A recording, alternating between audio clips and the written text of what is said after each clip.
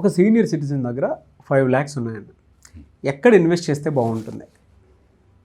Yeah so మీరు senior citizen అంటున్నారు కాబట్టి డెఫినెట్గా వాళ్ళకి ఇదే మనీ మీద వాళ్ళు సర్వే అవ్వాలి అనుకుంటే అంటే ఖచ్చితంగా సేఫ్టీ ఉన్న చోట మనం పెట్టాలి. అంటే ఎందులో ఇన్వెస్ట్ చేస్తే బెటర్గా? యా సో క్యాపిటల్ గ్యారంటీ ఉన్న స్కీమ్స్ అయితేనే వాళ్ళు బెటర్ అనమాట. ఈక్విటీ మార్కెట్ కొంచెం కూడా రికమెండ్ చేయకూడదు ఆ టైంకి, ఎందుకంటే ఈ 5 lakh వాళ్ళకి ఇంపార్టెంట్ కాబట్టి. ఒకటి సీనియర్ సిటిజన్స్ సేవింగ్ స్కీమ్స్ అని ఉంటాయి, అవి కేవలం 60 ఏజ్ దాటిన వాళ్ళకి ఉంటాయి అనమాట. ఆ స్కీమ్లో పెడుతుందంటే వడ్డీ బాగా వస్తుంది, ఆల్మోస్ట్ 8.2% వడ్డీ వస్తుంది. 8.2 వస్తుందా సార్? 8.2.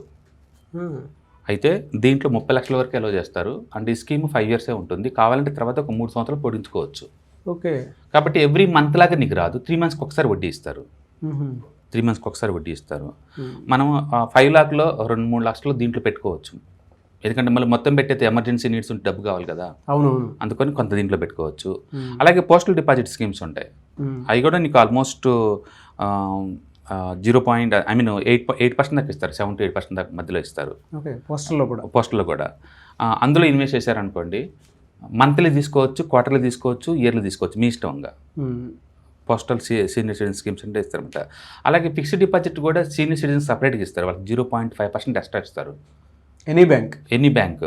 అయితే పబ్లిక్ సెక్టర్ బ్యాంక్స్ కన్నా, ప్రైవేట్ సెక్టర్ బ్యాంక్స్ కన్నా, అంటే స్మాల్ బ్యాంకింగ్ కంపెనీస్ ఉంటాయి కొన్ని, స్మాల్ బ్యాంక్స్ అనమాట. అవి అంటే ఆర్బీఐ రిజిస్టరే, బట్ బ్యాంక్ ఇచ్చింది, జన ఫైనాన్స్ స్మాల్ బ్యాంకింగ్ అంటారు. అవునవునవును. అలాంటి చాలా ఉంటాయి, వాళ్ళైతే 8.5 దాకా ఇస్తారు.